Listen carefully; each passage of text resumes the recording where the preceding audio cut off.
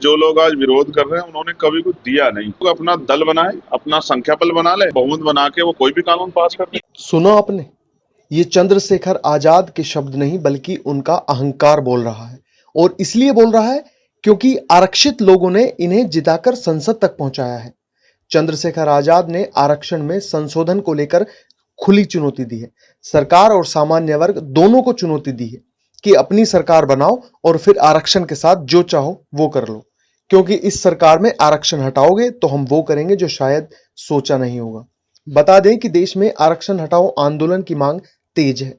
राजस्थान के जयपुर से लेकर दिल्ली के जंतर मंतर तक आरक्षण में संशोधन की मांग हो रही है।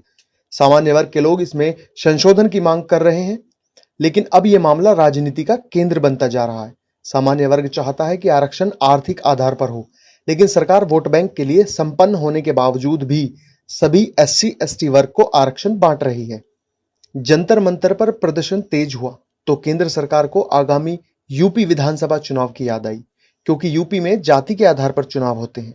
ऐसे में चुनाव से ठीक पहले सामान्य वर्ग का नाराज होना भारी पड़ सकता है। इसीलिए आरक्षण सुधार आंदोलन से जुड़े छात्रों के प्रतिनिधि मंडल के साथ डिप्टी सीएम ब्रजेश पाठक ने शनिवार को लखनऊ में प्रेस कॉन्फ्रेंस की। उन्होंने कहा कि सरकार युवाओं के साथ खड़ी है और छात्रों की मांग को केंद्र सरकार तक पहुंचाया जाएगा।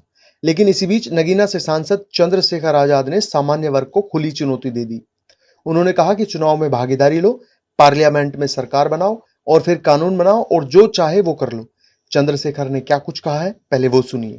जो साथी आंदोलन कर रहे हैं, मेरी उनको राय है कि वो सब लोग अपना दल बनाए और दल बना के आगामी लोकसभा चुनाव में, विधानसभा चुनाव में पार्टिसिपेट करें, अपना संख्या बल बना ले, उनका बहुमत हो जाएगा, बहुमत बना के वो कोई भी कानून पास कर देंगे।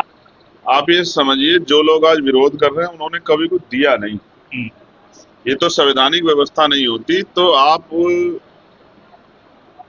ये जो चुनावी भाईचारा इसको भी नहीं निभा पाते। और मैं आपको जो बात अब कहने वाला हूँ, आपने बीजेपी का जिक्र किया, वो मुख्यमंत्री का जिक्र किया, इस पूरे आंदोलन के पीछे ही कुछ ऐसी ताकतें हैं जो जातिगत जनगणना और उसके आर्थिक आंकड़ों से डरी हुई।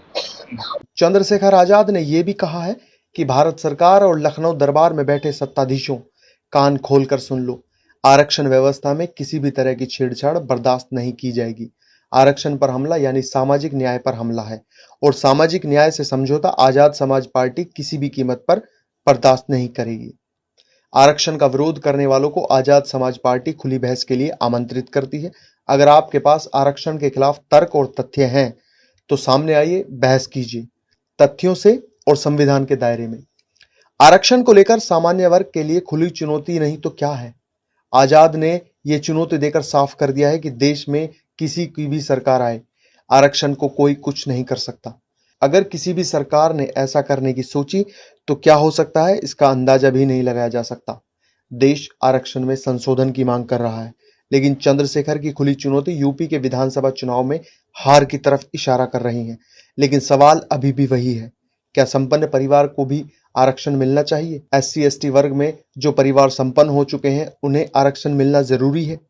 क्या आरक्षण आर्थिक रूप से नहीं देना चाहिए? क्या जो लोग आरक्षण के नाम पर केवल सामान्य वर्ग के हिस्से पर प्रभाव डाल रहे हैं वो सही है? आरक्षण को लेकर आपकी क्या राय है, हमें कमेंट में जरूर बताइएगा।